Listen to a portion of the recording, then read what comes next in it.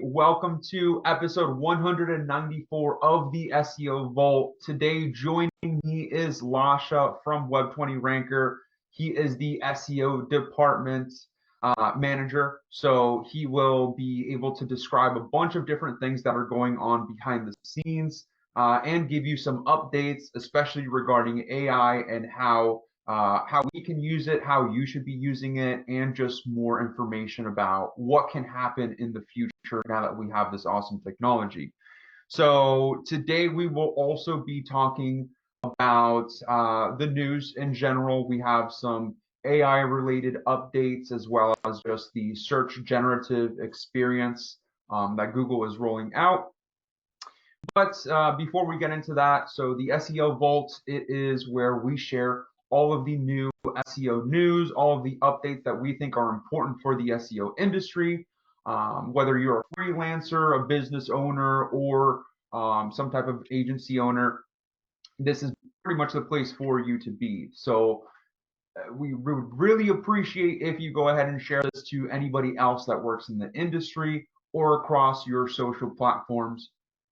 And if you're wondering, depending on where you found this video, we are on the SEO Vault as a website. We are also on a YouTube channel, and we will be uploading across different podcast platforms. So wherever you actually like to listen to this, go ahead and check that out. But okay, so how's it going, Lasha? How's the past I guess month been with work? I know you've recently taken on a new role, stepping up and doing a little bit more around here. So just curious to hear from your side. Yeah, thank you, Victor. First of all, hey guys, nice to meet you. Thanks for having me here. I'm really excited to be the new SEO manager in the Web20. That's like great, really. So you're asking about the last month. It was kind of crazy, busy, super months. A lot of things to do, a lot of things still I need to do with the team and so on. But everything looks really great. The team is great, support is great, and so on. So I can't complain about it. Okay, yeah. So I wanted to kind of ask you first, I think, about your background. Can you tell me, because I mean, everybody comes from a little bit of a different place, especially here at Web20 Ranker. I feel like we have a very diverse set of people, not just like culturally, but just the different experience that everybody has. So I'm wondering from your side, how did you get started with SEO, and can you tell us a little bit about like how you ended up at Web20 from that point? Yeah, I've been working in SEO like a lot of years. I'm not sure exactly 8 or 10 years, but a lot of years. And I started as a freelancer, like working on Upworks, other places, and so on. After that, I found a nice job here in my city in a local company. It was about the basic SEO, like a junior SEO. Worked there for a year, maybe a little more. Then left them and started to work as a freelancer again. And it was going for about 5 years, I believe. And those 5 years, like they were one of the greatest years because I got so much experience, so much new skills, and so on. And after that, I just found Web20 Ranker in Google. I was checking for white label SEO agencies and so on. Google showed me Web20 Ranker. I messaged them, Chess replied, and now I'm here, like for 3 years already. After that, I was working in the GPB team. At that time, it was Google My Business team. For a year, for 2 years even. After that, I started working in the GPB department as a GPB manager.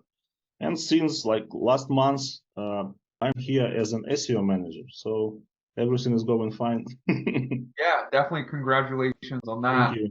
But yeah, a very thorough, I would say, set of different roles that you've gone through with SEO. So you started with the freelancer. You said you were an in-house for like a home service type of business.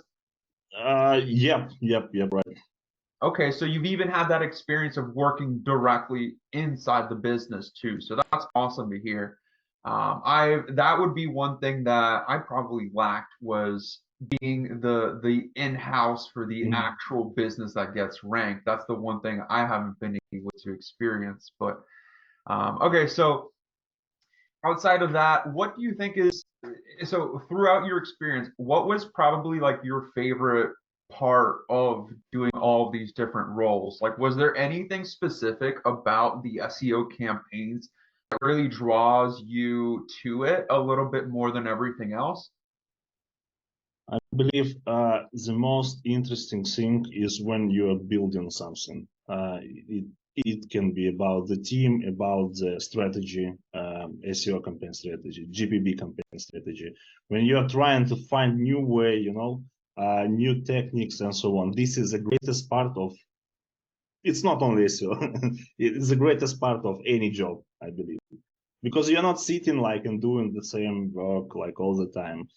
Your brain is always pushing ideas. Your brain is always trying to find the best way, the most efficient way, and so on. And this is the best part. And in Web 20, I got this chance in Web 20 to do this kind of stuff. That's why I'm really, anyone who is watching us and who worked with Web 20 or in Web 20 can support this words because they feel the same.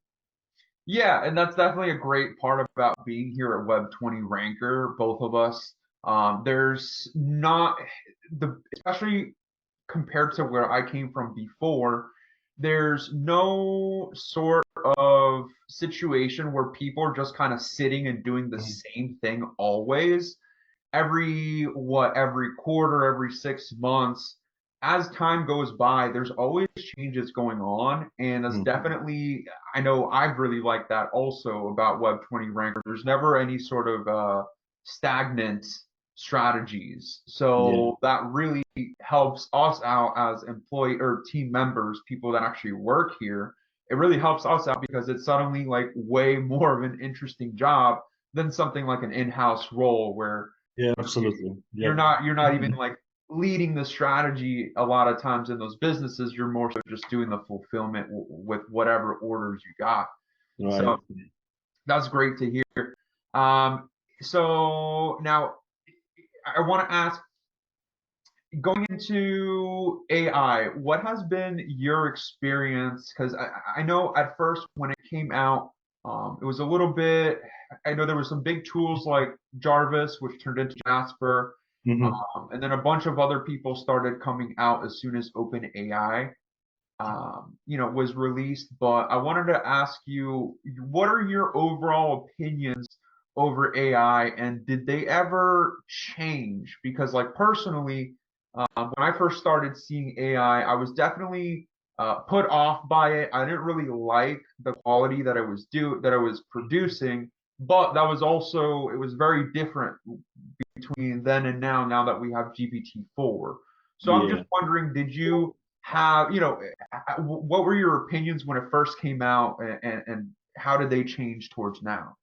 Yeah. So I found ChatGPT in the end of November, I believe, when they just released it. Okay, and I just tried it and it was interesting, but data wasn't accurate. Like I'm asking something, it gives me like shitty answers. I don't want to use it. Then in January, uh, they updated database and so on. And when I tried it, I became addicted to ChatGPT and AI tools. I am addicted at the moment to AI tools, like absolutely. They help. Uh, they help me in like everything. SEO, GPB, my life, my personal life. If I have any ideas, I can ask ChatGPT how can I evaluate that idea, and it will give me really really cool data to work on. If you will ask me like about the difference that was at the beginning and what we have now, it's a huge difference, of course. I'm pretty sure, Victor, most of the people, including me, we don't realize what we have at the moment in our hands, even with this AI. Absolutely. There are so much more opportunities. We don't realize how to use it even. Right. But with with right questions, with right, I don't know, mindset, if you will give those right questions to chat or another AI tool, you will get such a cool opportunities to, I don't know, to even develop anything you want, anything, not only online but offline too. You will improve anything you want. So this is cool thing. I can't So even say yeah, more. I saw you. So you produced an article recently for the Web 20 Ranker Yep. website. So it's titled, and for anybody that wants to look for that, it's called "Battling the Behemoth of AI for Prime Google Business Profile Management." Now, Yep. this is a really nice put together page here, even with a table of contents. But are you able to summarize what you put together on this one? Because I guess there's all these different aspects of Mhm. cost efficiency, scalability. But can you give us a summary, I guess, of Yep. this article? Sure. So what I wanted to say in this article, that AI is like I don't know, revolutionizing Google business profile. Because I was like writing it in terms of GPP, Google Business Profile, local SEO, and so on.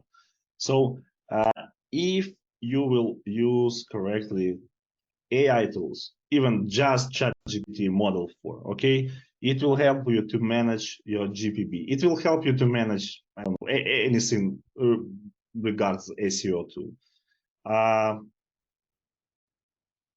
This is like one point. Another point that you can automate your process.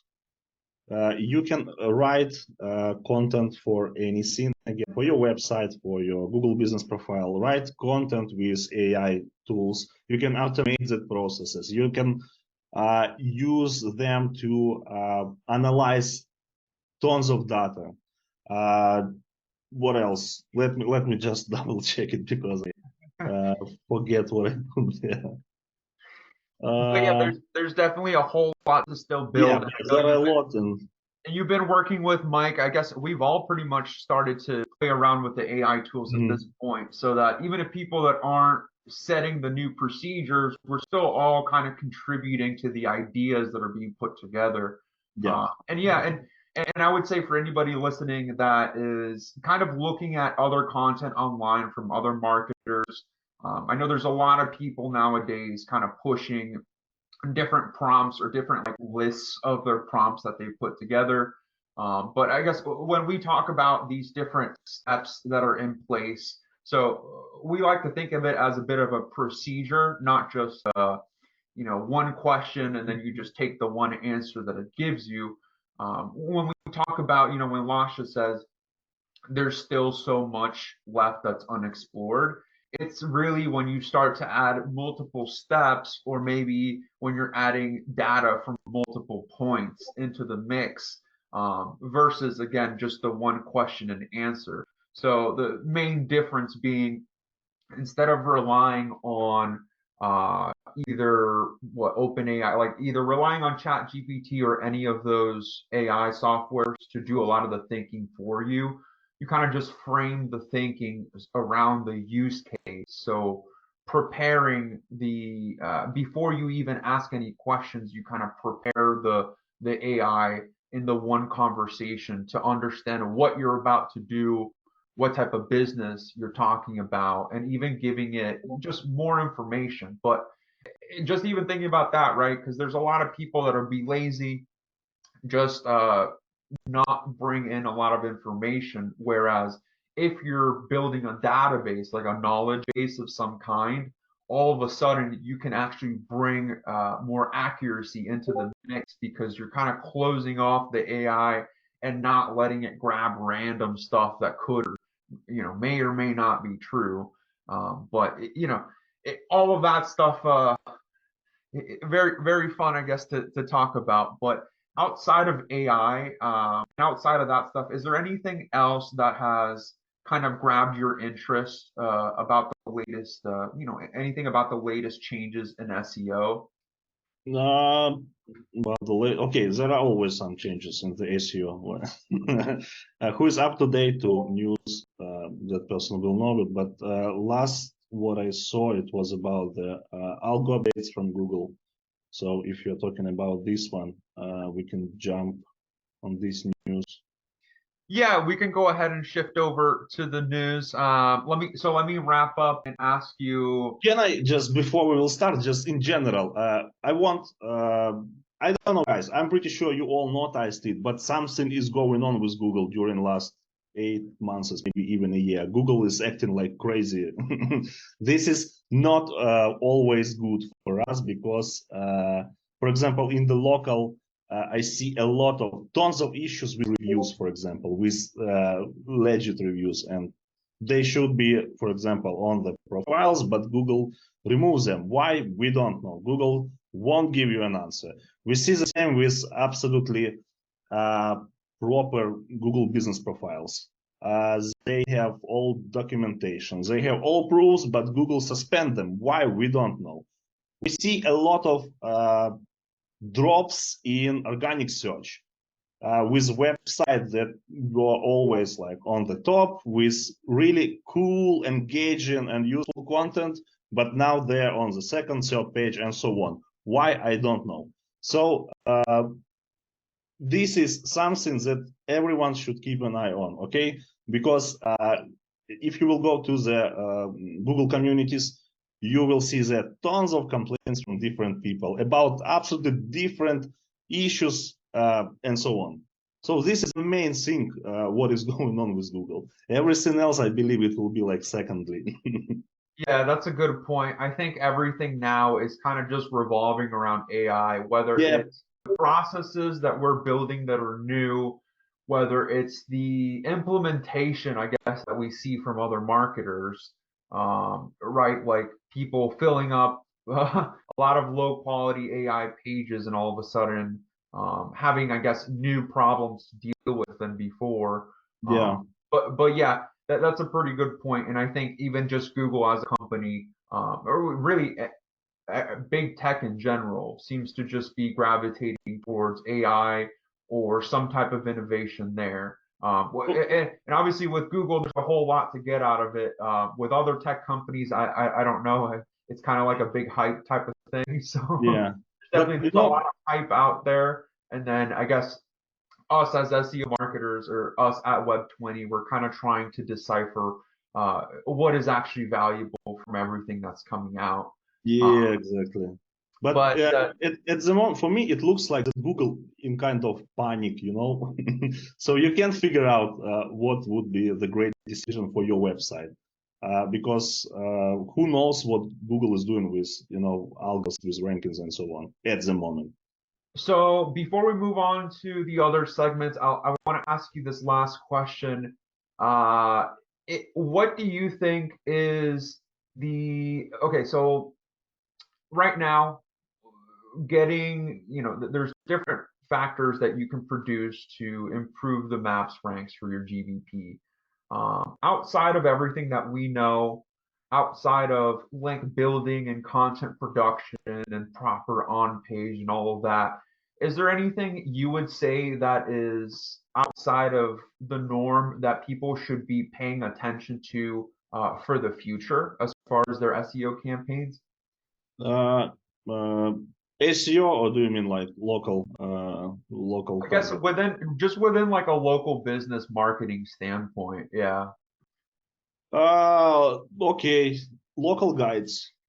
This is very cool thing actually. When you invite local guides to check what you are doing, to explain what you are doing with your business, why your business is the best in this particular location, it will help you for sure. Okay. What else? Actually, there are a lot of things that can help. Uh, But the most important thing, actually, as Google says, do useful, engaging content on the website, on the GPP. It doesn't matter. it should be maximum useful, and as for me, maximum engaging, and it will help you most. All right. Well, that sounds pretty good. Okay, so let's go into the news here. So we talked a little bit about that new article from Lasha. So definitely read that on the Web20 Ranker website when you get a chance. But now we're going to take a look at some different articles from the internet, from different forums. And we've picked out a few that we think are important for you guys to be paying attention to. So we'll start with the first one here. So, and I think you mentioned this a little bit just Yep. now, but there was apparently that there's a lot of people talking about just in this past week, a lot of fluctuations in rankings. Now, I haven't noticed it from my personal websites that I manage, but I also don't have like a very, very massive amount of websites right now that I'm monitoring.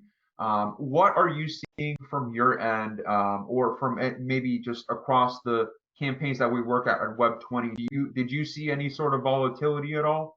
No, actually, from our side, I don't see any drops, like, unusual actions and so on. I believe it's because we keep pretty nice content on the websites, because all these last updates, they are all about the content. And that's why in these terms, sometimes it's even useful if you see that your website dropped after any Google's update. You will know that you are doing something wrong, and you will check everything again, and you will fix everything. So in this case, this is good. But fortunately, we were ready, and we are always ready for this update. That's why we keep everything sorted out. So I can tell you that I saw something unusual with our websites.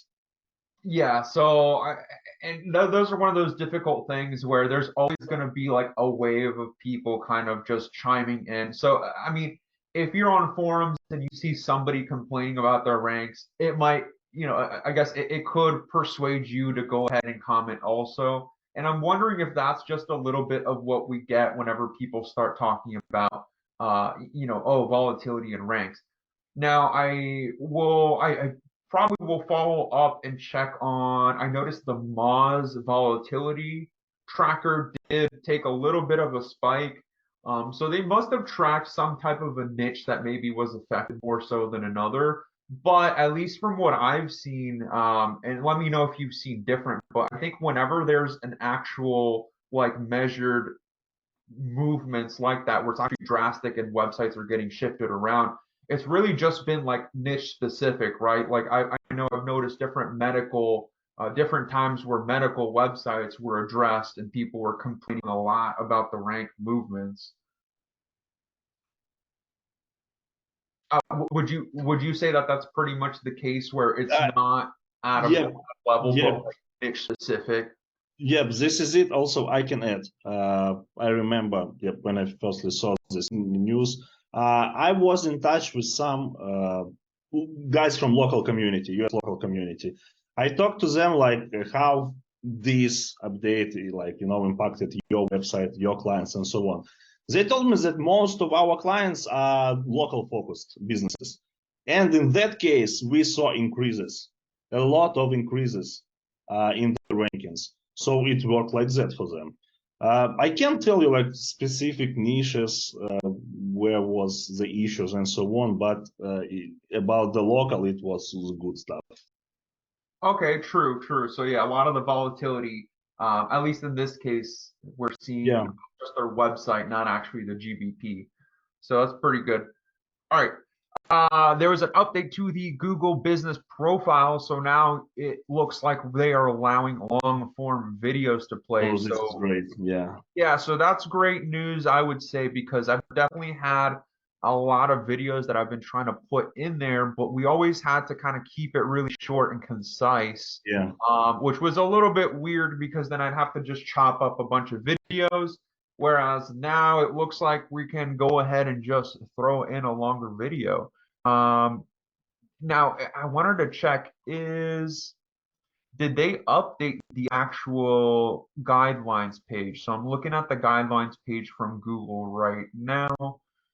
video, it still says up to 30 seconds long, actually. So I'll just Victor, actually, you can put a lot in these 30 seconds. If you so I'm wondering, so now I'm wondering, the people talking on Twitter, did they just realize that they can do that?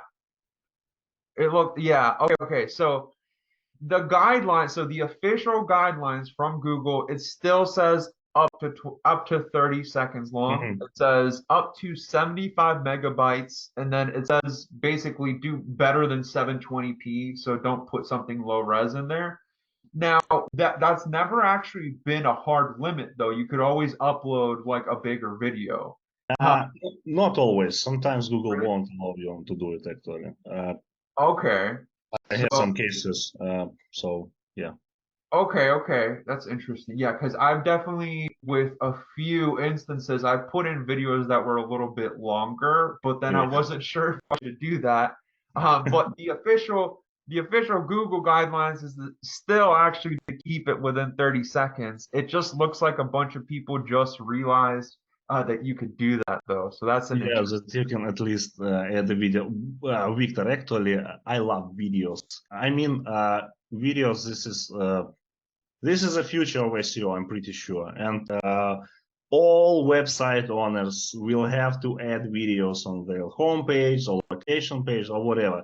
You just need to realize that video, this is like a great way to capture the attention of your potential customer. This is especially in GPP, okay? In this local pack and so on.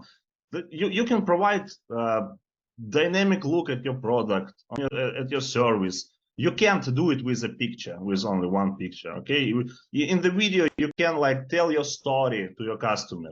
You can become closer with your customer. So that is really great stuff. I love these videos, and when I heard that Google will allow to upload like longer videos, that was really cool. Yeah, that's interesting to hear because I know for the legal niche, I've always told that to the clients or like to the attorneys that across, at least across the service pages, that they should have videos, and they don't always do it. So you're saying no matter what niche, you would recommend for sure to get. Absolutely, for sure. If you're, I don't know, if you're a locksmith and you have like service pages, add video about how to, I don't know, whatever, or add video about uh, where this customer's journey starts if he will call you, for example. The same with any other niche. If you are a doctor, especially if you're a doctor, you can highlight a lot of different really important points. For example, I am afraid of some doctors, that's why I don't want to go to him. But in this video I will see that, okay, I will need just to come to him, he won't do anything with me like illegal. So it will help me to make decision and come to that doctor, and the same with any other niche. Okay, yeah, and there's different ways to, but pretty much every niche can in some way do what you just explained, where it's like help Every customer. niche. So focusing on the customer experience, I guess, trying to think, okay, if I am new and coming onto this page from Google, what am I going to want to see versus like stock images or like videos of stock images into slideshows, which a lot of people like to do. but but yeah, definitely a good tip there. And it's not even just conversions that does Yeah. to the helpfulness of each of these pages. So especially if you're noticing that your top competitors have videos on the pages that you're trying to compete with, you got to be doing that at this point. And uh, in my opinion, just the more AI, the more assistance that we get to produce like stock images, I think the more important it would end up being for somebody, for a user to show up on your website to see a real person that they can actually connect with. So that's some pretty good advice there for everybody. Okay, the next one we have. So this is actually, I don't know if you guys do. I don't know if do you go on Reddit a lot on the SEO stuff on Reddit? Because John Mueller actually posts on there every now and then. At least as of like the last few months, I've been seeing him on there, which is kind of funny. But so somebody on r/SEO on Reddit. Not the best place for information, but every now and then you get some good gems. Yeah. Somebody asked, does it matter? Okay, so this is a pretty good one. And on the last episode, we actually talked about this with Mike regarding the .ai TLD. But this guy on Reddit asks, does it matter for SEO if my site is .com, .site, or any other TLD? And then within the post, he was saying, I still have the feeling my site is not well indexed and wondering if the domain address can be the issue. So he's asking in general, SEO wise, is it good or not? But then he's also saying like indexation. Does this matter for indexation? So I mean, at a broad level, I would say no. Like indexation, you can't judge. The TLD cannot be the only thing that they use to judge you for that when there's so many different aspects of quality to check or user metrics before they decide how frequently they want to crawl your website, if they crawl it at all. So I would say, at a broad level, no, it doesn't matter. But John Mueller came in, and this was just 4 days ago. He commented, well, even before then, a lot of the comments were just kind of reiterating that. But then John Mueller said, hey, look, from an SEO standpoint, I would just not pick a TLD that is super cheap and overrun with spam. Mhm. So that was interesting because you usually don't get such a specific statement like that, at least not from John Mueller. But I mean, it makes sense to me, right? Like the .xyz domains that people use just to spam emails. Just wondering what your opinion is on that, or if you've ever heard somebody say like the opposite. No, never heard about it. I was surprised that John Mueller was talking about, such a small stuff. But maybe from now it's not such a small stuff. Maybe we need to pay more attention to this kind of things like TLD and so on. And Right. I didn't notice a lot of, websites in different niche with these spammy TLDs. But anyway, if community is talking about it, something is going on, looks like. Yeah, I guess if you're trying to put up a new website, yeah, I guess I usually don't see it, but I know there's going to be some people that are trying to get just like something cheap going.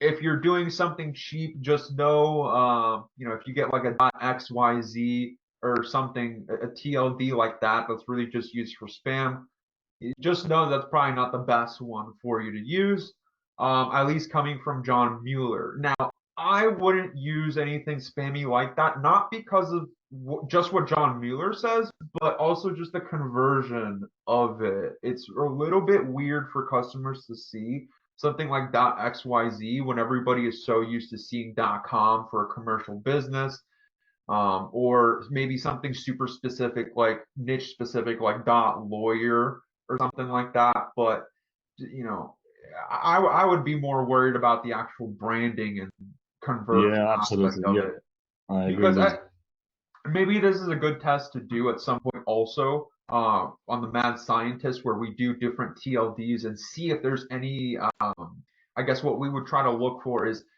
there any sort of inferences that they're getting early on in a campaign to where all of a sudden one TLD is getting Mhm. crawled more frequently than the other. I guess trying to identify anything like that where the platform's just kind of judging just off the TLD more so than other factors.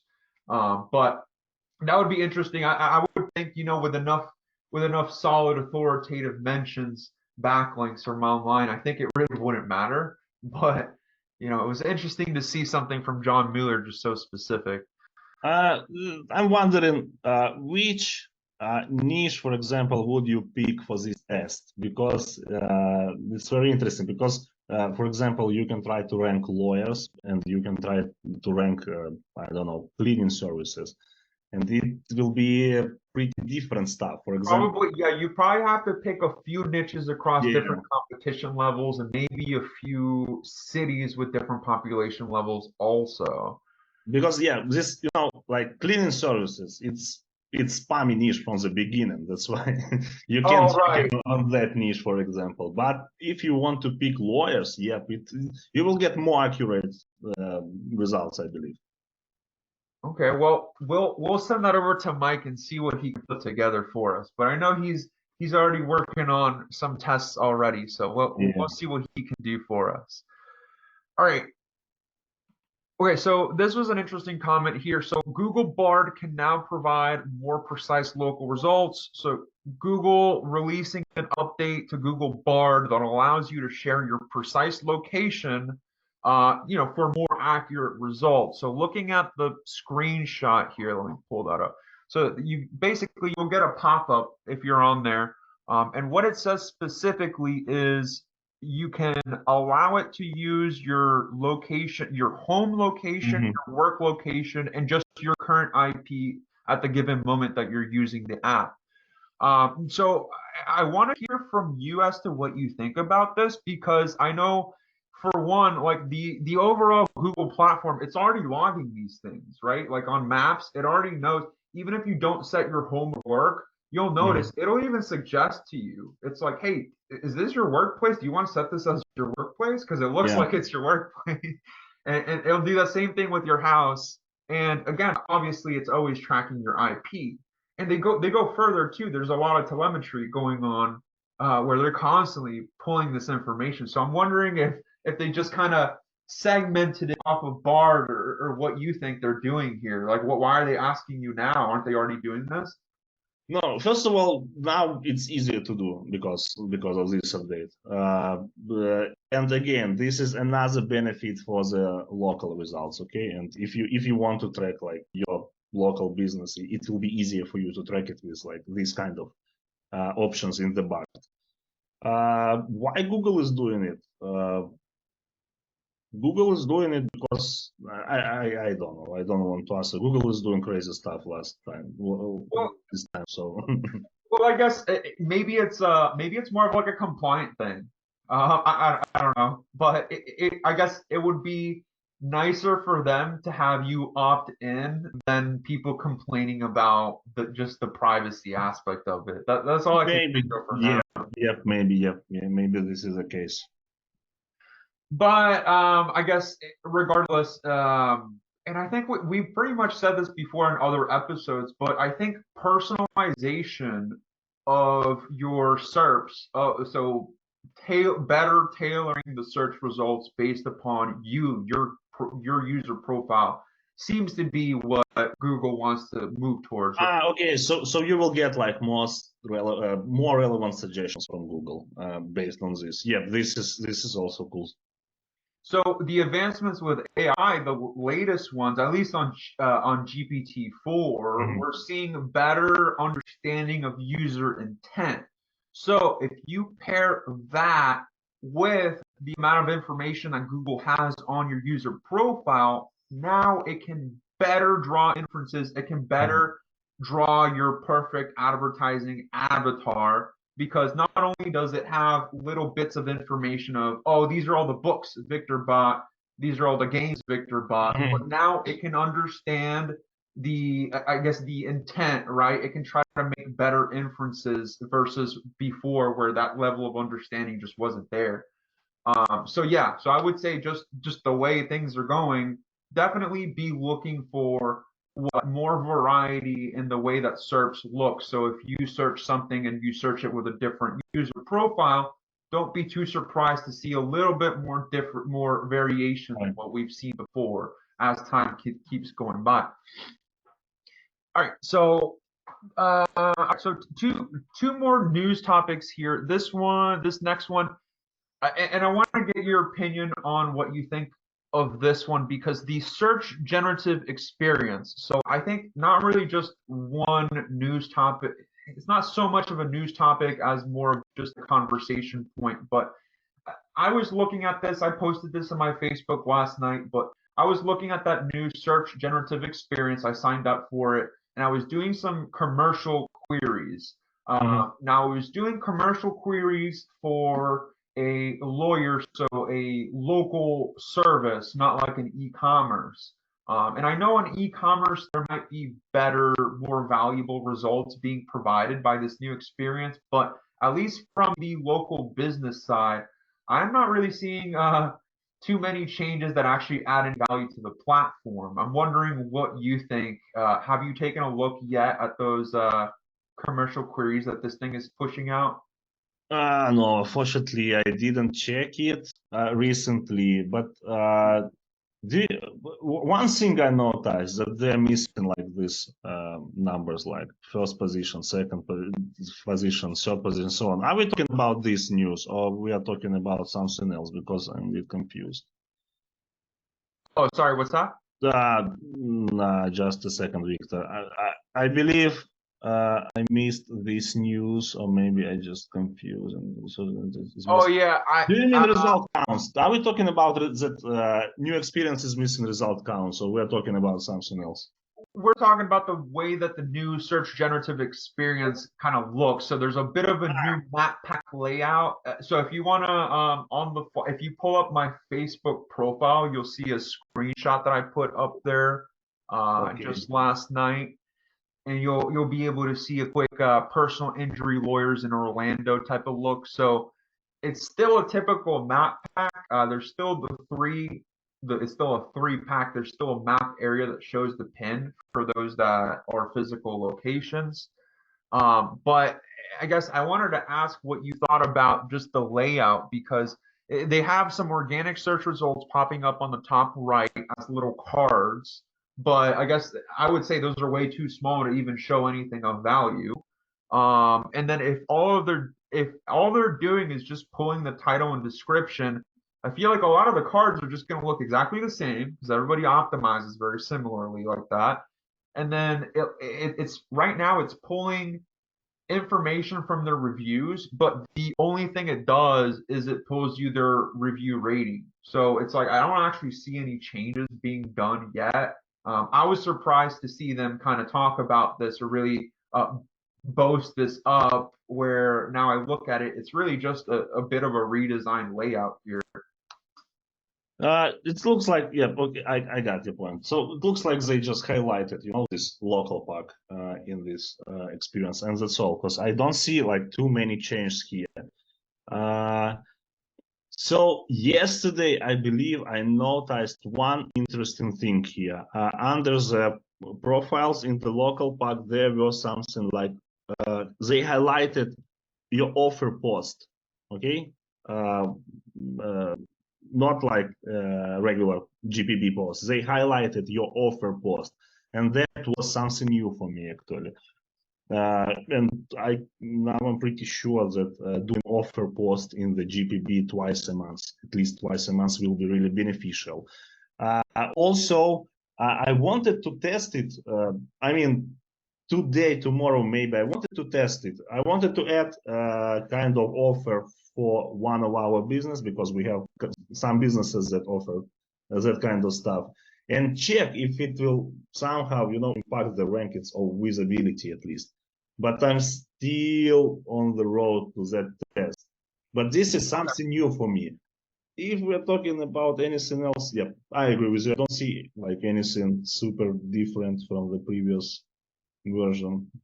Yeah, so there was on Twitter, there was a Lily Ray. She got 805 votes on her little survey that she did, just asking people what their opinions were. And yeah, most people are just not very impressed by it. So I think, probably we'll have to wait and see what changes they make to actually draw any inferences from it. Because right now it just looks like a different way to line up the SERP. For me, it looks like they are still in the process of redoing it, redoing these results, because I'm pretty sure in a month we will see another picture there. All right, well, we'll have to wait for that. But okay, so now the last news item that I have on here, I believe you found this article here, a Hall analysis article. So a bit of an opinion piece, and then we can kind of discuss what you think. But Joe Hall here going through all of his thoughts regarding why he thinks that AI will not kill SEO.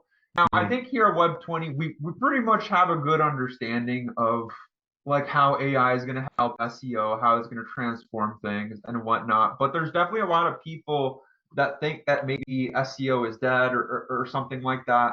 I can't get like, what do they mean? In like technical terms, or in which term AI will kill SEO? So I think when people say that, it's either you're a freelancer, right? You're somewhere down in the team where you might be worried because you're realizing that maybe like AI or some type of automation could switch out your role. Mhm.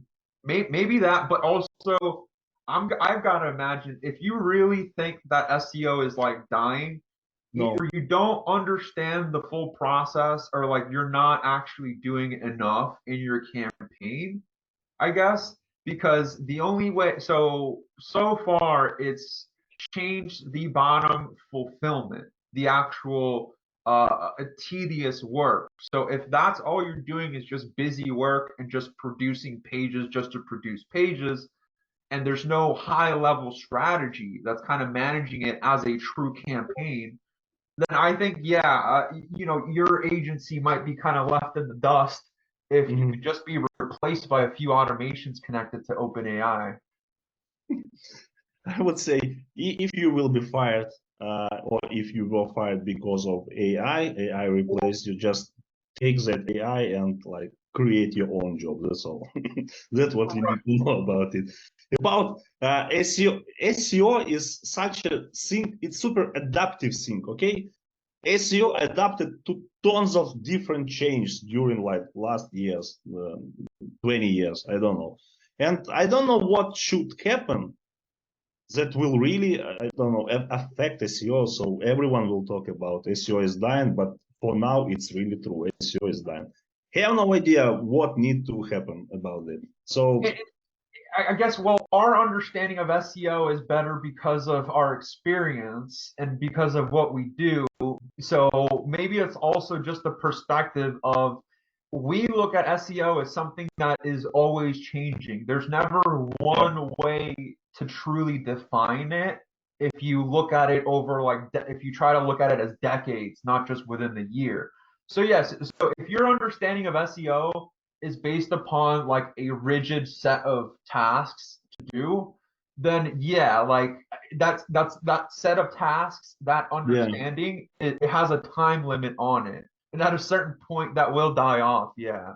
So it won't, oh yeah, and like you said, there's been times where this has happened already, where a major change in the platform happens. Like so in this article from Joe Hall, he's saying, Mhm. look, SEO was supposed to die when they brought out the zero click, the featured snippets. Yeah, And they yep, kept exactly. adding and adding to the featured snippets. The only thing it seemed to do for my clients' websites was increase their traffic. So you and Uh, yep, sorry.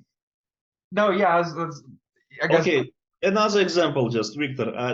Everyone will talk in that SEO will die because of AI, because of BART, ChatGPT, but what Bing and so on. But what is doing BART at the moment? What is doing Bing Chat at the moment? They give you answers on your questions with the links to the resource. Okay, so it also works on your SEO because even these chats they highlight the link from the original resource. yeah. So, but yeah, I think it's a bit of a misunderstanding. I think if you think that SEO is kind of going to die, where even, I mean, even if people stopped using Google and shipped it to Bing, we would just be focused on whatever factors are best influencing things on Bing. I don't think it will happen in near future, but yeah, okay. All right, well, so that is it for the news here. So I Victor, want, can I please? I oh yeah, wanted to yeah, ask sure. you. I wanted to ask you. I already mentioned about the generative experience, this new stuff, but what about that? You don't see now. Sorry, result count on the Google. You don't see that first, second, third positions and so on. You see them without like numbers. What can you say about it? Do you think it will affect somehow anything? That's a good question because I've always just had the Ahrefs extension, Mm-hmm. I believe is adding that back in. Uh-huh. You're saying they took off just the number of the results? Yeah, yep. Why? I mean, why they did it? I think And it's a now good idea. it's Oh, what's that? and now it's not like 10 results per page. There is no pages. Now you can scroll forever. But this is actually interesting topic.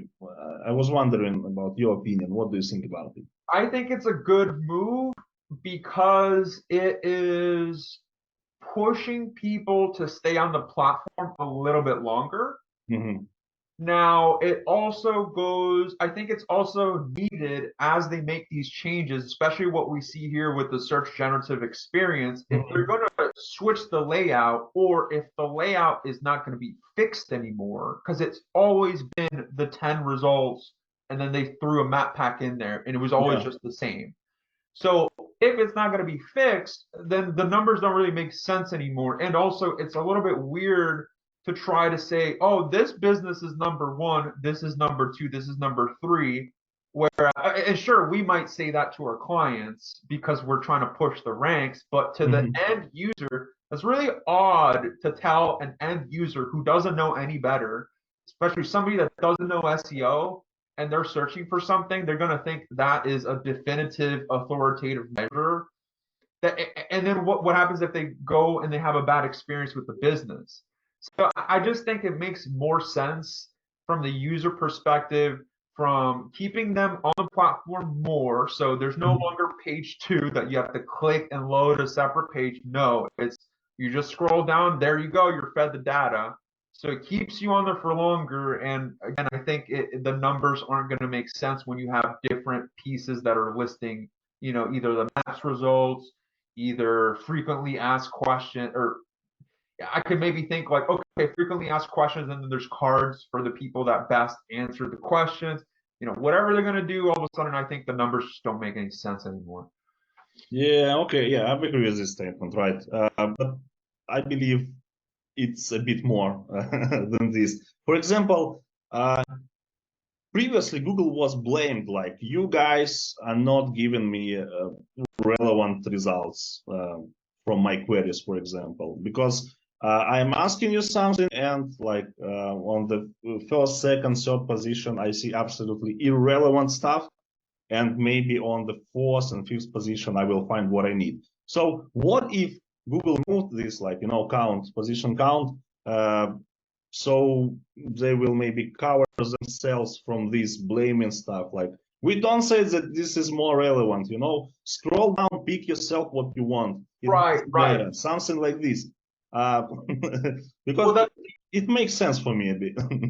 I think it does make sense for the business. Now I can see what you're saying, where it might be annoying for a user that you're having to dig so far. But I think that only just comes back to, okay, Google being such a large tech business, it's probably better for them to do it that way so that it's less definitive. They can kind of hide their, inaccuracies. Because again, they're such a large company. They also want to make sure that there's no backlash, that they mitigate that. Because it's much better for shareholders that they're not hearing about people complaining about the quality. But yeah, so okay, that's pretty much wraps up the news for this episode. So I wanted to quickly announce, so there's two things to announce here as far as the Web20 brand. So if you're looking for, or if you're wondering when the next sale is, that is going to be next month for the 4th of July. So be on the lookout for the different marketing material that we're going to put out there for more details on what type of savings that you can get. But again, you do not want to miss that sale. If you're running campaigns, you're going to want to take advantage of that. And again, if you're not sure what to order, reach out to me.